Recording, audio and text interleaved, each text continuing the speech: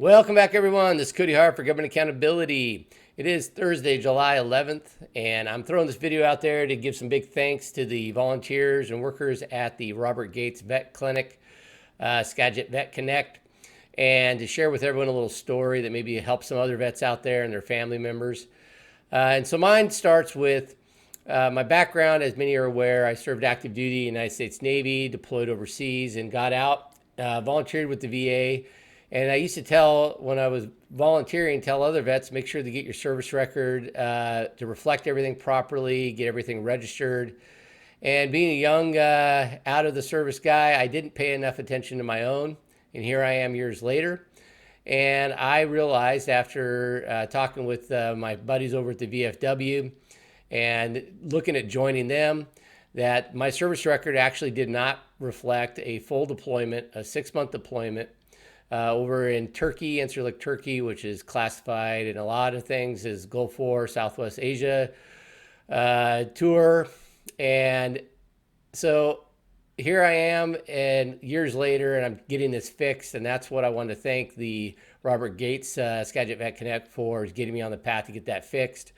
And these things really do matter the older you get. That particular one, our squadron and everyone in it supported combat missions into Iraq. And so when you get older, that stuff gets pretty important with your veteran benefits and everything else that's going on. And so we're getting that fixed for me. And I want to make sure other vets out there pay attention to that, make sure they get that stuff dealt with, and that there are resources out there for you.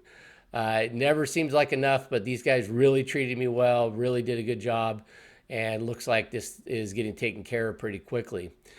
While I was there, there's something else that came across that's relatively new, and I wanted to make sure other people were aware of, and that's something called the PACT Act. Now, the long term for it is the Sergeant First Class Heath Robinson, honoring our promise to address Comprehensive Toxins Act of 2022. And this is relatively new. It was passed, and there's a press release by the VA about it, and it came out in March of this year, 2024. And so I think a lot of other vets may be in the same position I'm in, where they just didn't really know it, and we don't think about these things. A lot of us are pretty quiet about our service, and we don't bring these things in. But this has some pretty significant findings in it that I wanted to share with everyone. I'll let you read all of it in depth on your own, but please do look into it. So the VA website has a lot of information on the PACT Act.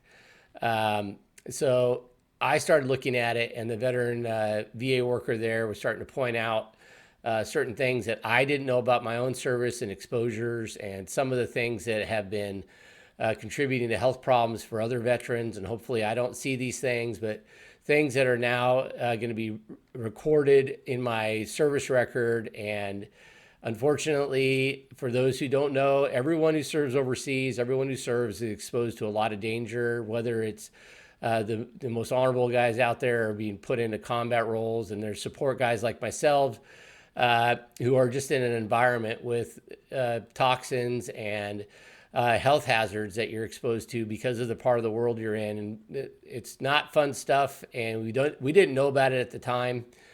So now we do know about it. And so getting registered and getting this information on your record and getting the medical process started in case you have problems, I think is very important. I used to give all the other vets that advice when I worked with the VA.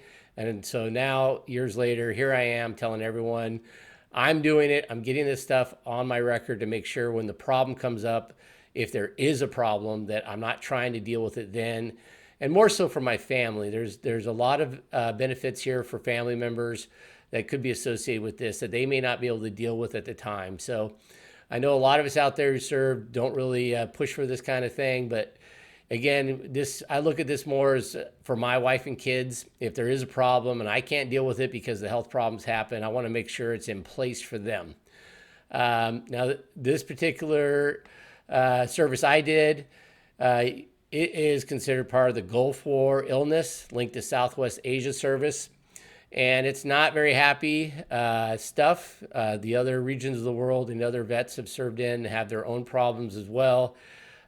So again, it's not fun stuff, but we have to be adults about it and just say, look, we hope there's never a problem, but we might as well get the paperwork done. And the VA clinic, the Robert Gates Clinic, has been helping me out. There's other ones out there. I just wanted to say, please reach out to them if you feel it's something you're comfortable doing and getting this stuff on the record, and do it more so for your family if you don't feel like doing it for yourself. Because a lot of this stuff, guys like me out there, you sit there and you don't want to really complain about it, but if it gets bad enough, we're not going to be able to deal with it then.